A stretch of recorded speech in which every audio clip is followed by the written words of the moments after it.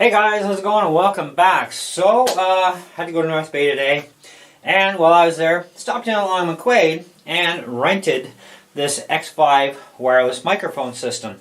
I've been wanting to check these things out for quite a while. Once in a while, we go out and we do portable things like Full Gospel Businessmen's Fellowship is a group that I go to, and lately I've been playing music there a lot. And it's kind of nice to have gear that is not dependent on hydro, right? And so having the most wireless gear going you can get is great. Now, even though I do have a wireless headset right now, you never know when it's going to die, right? Because it is dependent on AA and AAA batteries. And, you know, of course, this would be good for an emergency system too, and carry an extra regular mic with me, just in case. Or, yeah, you would carry extra batteries generally with you. But even just if something happens to that headset, it's kind of like, I wouldn't mind having a backup, but I want to check it out and see what it's like first. And so anyways, we're going to unbox this, show you what's in it. We do have a receiver, of course, with no locking system, which I expected, because that just goes into your board or amp. And then you do have the transmitter, which does have a lock to lock it into your microphone. These will plug into any XLR microphone, okay? And you have a choice between mic and line. Line will be a lot lower output, of course. Mic is your XLR main signal, which is a lot more powerful and cleaner than a line system. And there are 6 channels as well. So let's get this stuff out of here and see what else is in the box. So you do have a charge cable with dual USBs, so you can charge them both at the same time.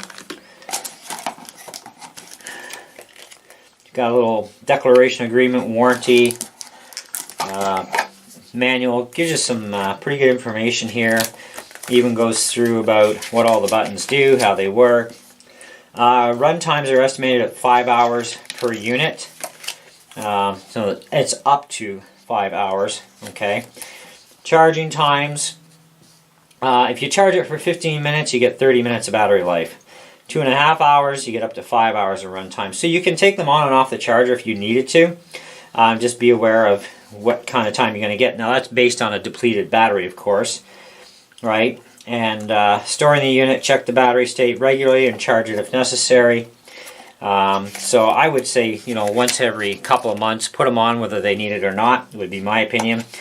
6 different channels on the 2.4 gigahertz band, which is nice. And they give you some basic hookup stuff and live sound mixer inputs, recorder inputs, which would be like your USB interfaces. You do get a cool little carry bag to store them in, which is nice. Little warranty card thing. This doesn't count. And of course you do get an Xvive digital microphone wireless system sticker to put on your gear or wherever you want to throw it. So, not too bad a little package. Now, I live in Canada, so prices I give you are Canadian, and Long McQuaid sells this kit for $259 Canadian. And, well, let's see if it's worth the money. So we're going to do a couple of different tests. And the first one is actually going to be into my portable PA amp, because that's one of the things I would like to be able to use it on, and it does have TRS and XLR.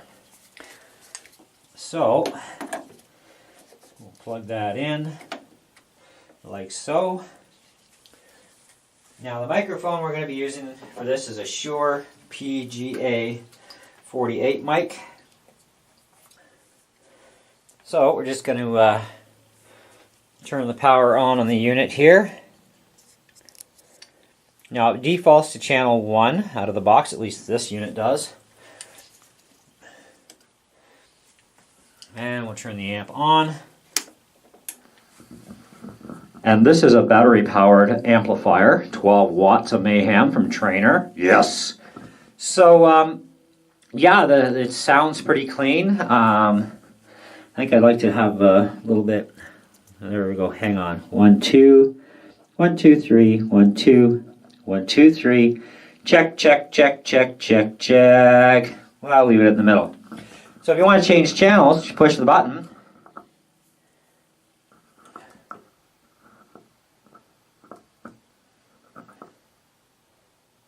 I am now on channel 2, so it doesn't do anything. Okay, let's go to channel 2 here.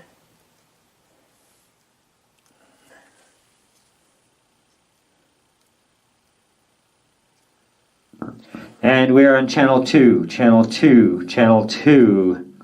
And you got 6 channels. Woohoo! Alright, so I'm going to go for a little walk. I'm going to walk to the other end of the house, and we'll see if there's any kind of cutting out, break up, whatever. 1, 2, 3, 1, 2, 3, 1, 2, 3, 4. Hello, hello, party. I say partay. Okay, I'm at the other far end of the house here, and of course there's walls and stuff in my way, and there's other wireless gear in the house turned on too, by the way, because we have wireless internet in here, so all of our computers are turned on and doing their little thing with their Wi-Fi systems. And I have a Newmark wireless microphone that has its own little box, and and it's actually turned on and active. Kind of cool. So let's connect the microphone to that and get it fully operational here. Check 1, check 2, check 3. Boom, boom, boom, boom. One of these is my wireless mic. Or do I have it hooked into the system still? Oh, yes I do. Oh, there it is. So this is my wireless handheld microphone. This is the Xvive. Xvive. Not X5. X5. Not X5. So no interferences whatsoever. And I actually have my Xvive guitar wireless kit turned on right now, and they are also on channel 1. And so whatever the spread spectrum is between the Xvive wireless guitar system and these units, it's enough that is far enough away that channel 1 on the guitar system is not going to interfere with channel 2 on this. So let's get this to channel 1, and we'll just change that over. I think it's easier to do it when it's not a connected system that way. Okay. Okay, so channel 1.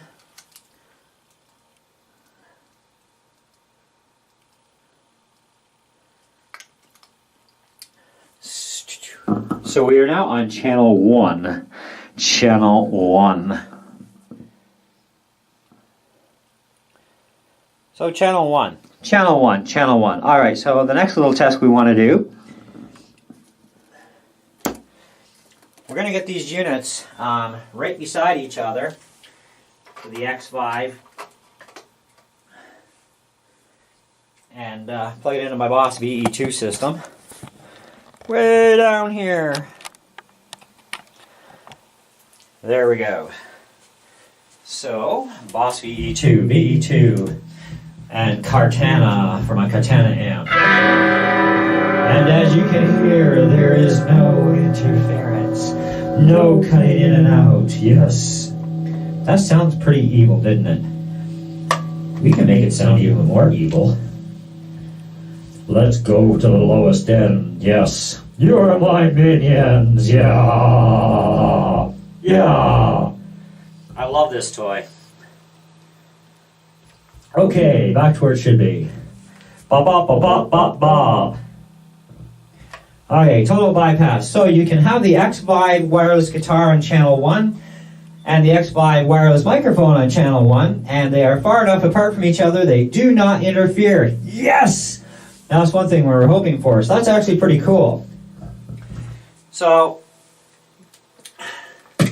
let's see if there's enough space here, which there should be. And we're going to hook my Boss system in. Now the Boss system that I have automatically hops frequencies. And yeah, where did I put my Boss units? They're kicking around here somewhere. Ah, there they are.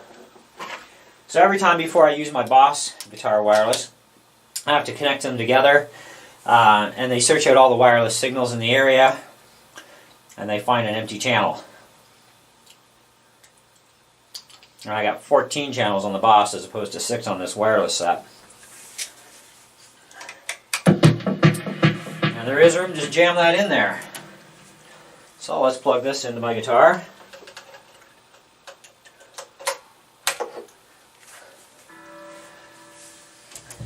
And we are live.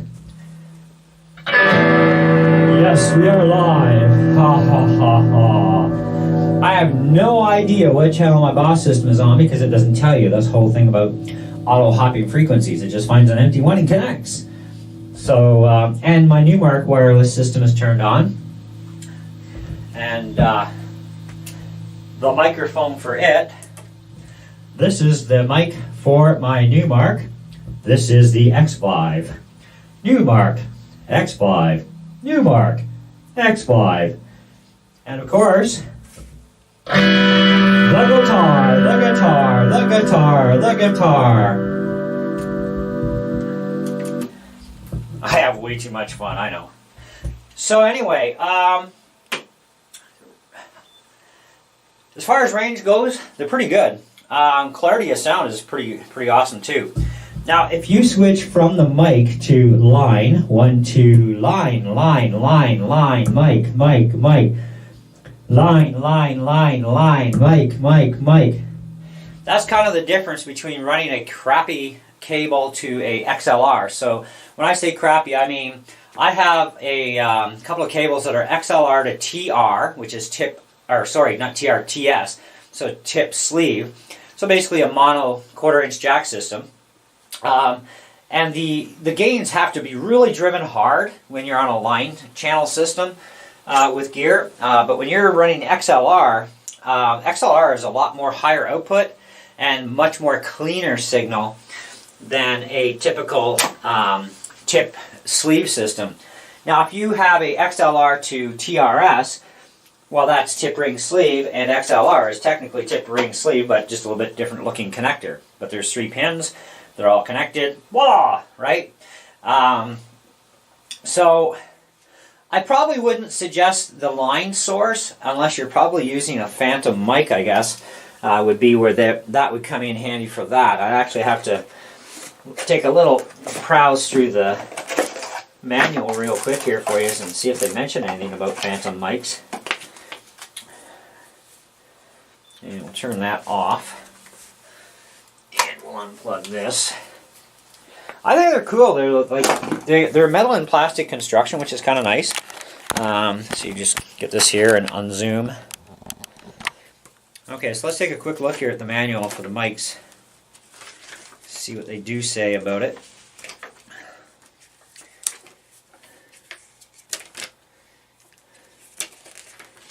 Okay, so that's going to be number 4. So it's a dB. So level switch for mic equals 0 dB.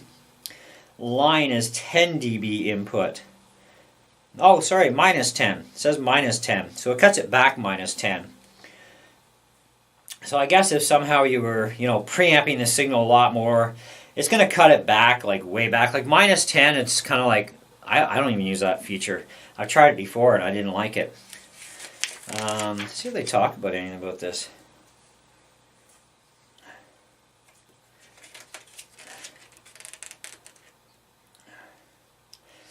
So I'm going to say probably you can't use phantom power.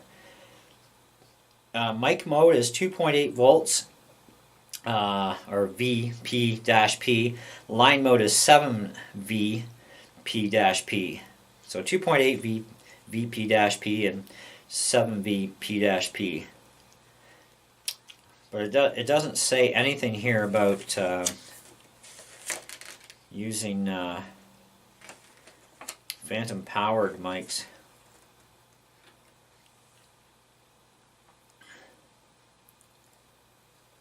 Adjust the gain.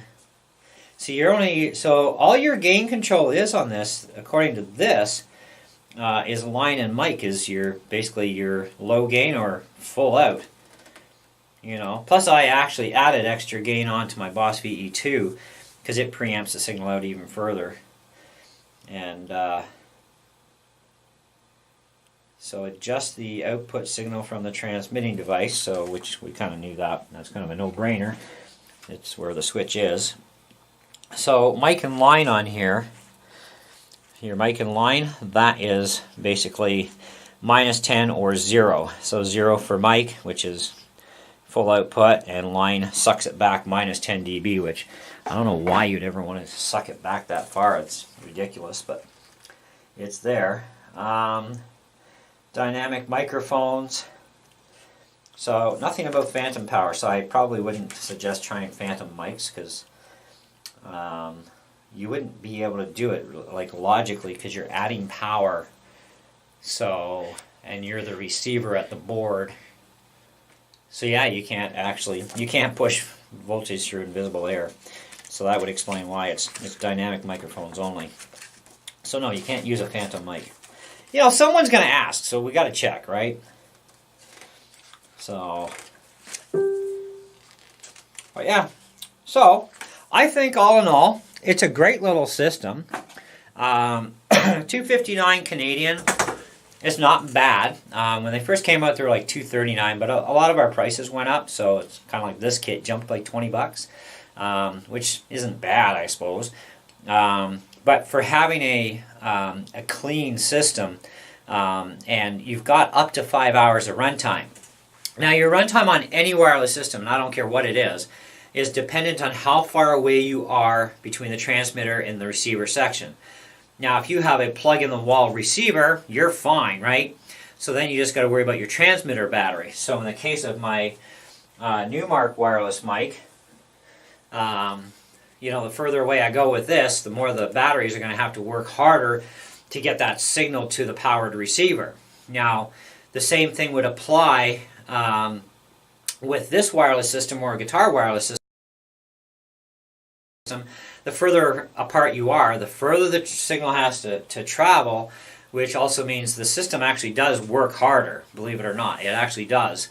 And so you'll have probably one unit shut down before the other because one's working harder than the other, right? So battery to battery. So you get up to 5 hours, which is fine, not a big deal. I get up to 10 hours runtime on my Boss wireless. And I actually like my Boss wireless, to be honest, a lot better than my Xvive system because we've had some issues with Line 6 wireless equipment interfering with the Xvive at church.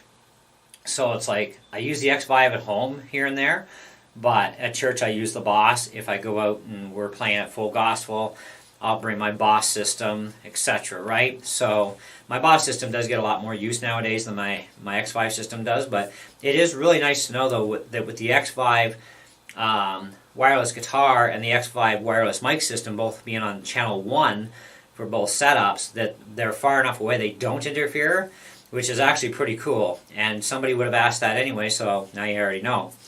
But anyway, so with this Newmark system, it's just a couple of AA batteries that seem to last forever anyway. But the further I go away with this, the more the system's working, right? But then I have the plug-in receiver, so it's like no big deal, it's not battery.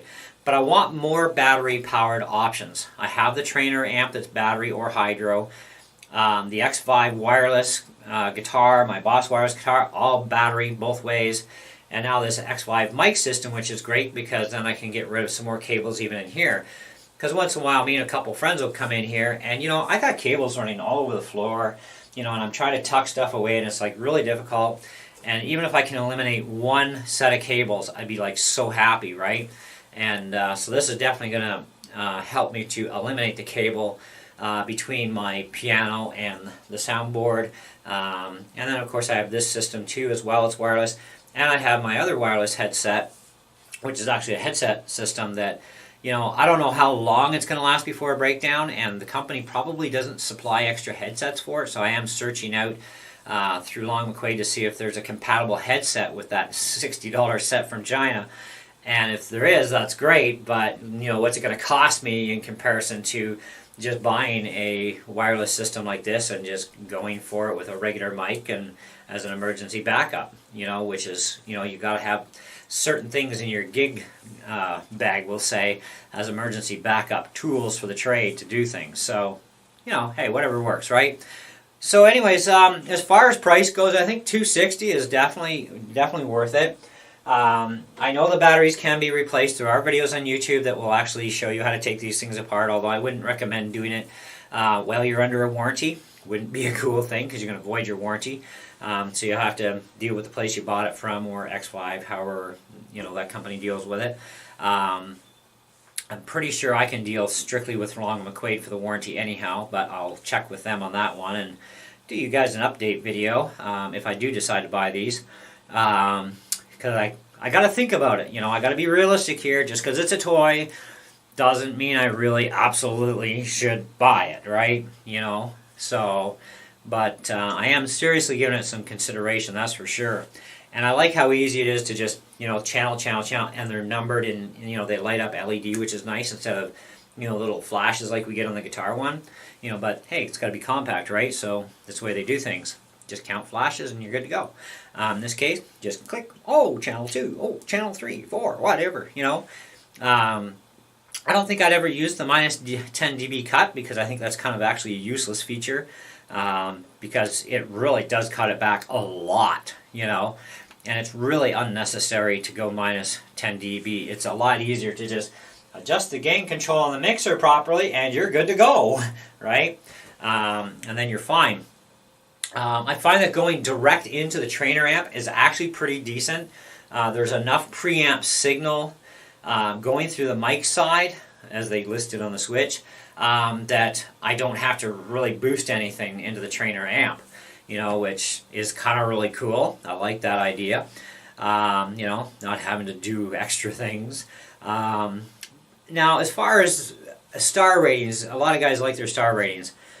I would probably, on a preliminary assessment right now, I would say they're probably sitting somewhere around a pretty easy 4 out of 5, okay? Is about where I put them at this point. Now, I haven't read any complaints online about these. I've been scoping these things out since they were released. I've seen a lot of channels over the time that they've been out now, and I haven't heard anything, unless I missed a channel somewhere or two, but I haven't heard anything bad things about it, and they have been tested with a lot of different microphones. In fact, I've got a really crummy microphone here. Where did I put it? I have so much stuff in here, guys. It's just crazy some days. Okay, I'm probably not going to find it. It's probably staring at me right in the face and I can't even see the stupid thing. Yeah, it was here. But I got this really crummy microphone that I paid like $1 for at Rebuilt Resources. And it has like, it's got an XLR on it. It's like, oh, that's kind of really cool. And it does work. The mic does work. But what I found was, even with my own sound system, it's not a very high pickup type mic compared to the Shure. The Shure have a lot more pickup in them. Even for the PGA 48s, they got a lot of pickup. I wouldn't mind actually putting these things up against like an SM57 or, something even a little bit more higher end for a microphone and seeing what the reaction difference is. Because, the closer you get to a mic with your face, the louder things will get, right? But can you get back to, say, about here, about this distance, so we're talking about maybe 6-7 inches here, and still get good pickup? Well, not with the Shure mics unless you really crank the gain, and you got to watch that at close distances to auxiliary monitors on stage, and of course house speakers. You got to watch that you're not too close to them when you start messing with that. That's why you got to balance things out right, which, and then you're good to go. So you don't want to overdrive something just to get it to work, bottom line. But anyway, so that's what I've got for you guys. Hope you enjoyed the video. I've got these things rented for the next week, and I'm going to play with them some more, but that's my preliminary on it. I'm going to do a little bit of testing at a lot longer distances, see when we break up, and just give her a good run, and we'll give you an update review before the week is out, I guess.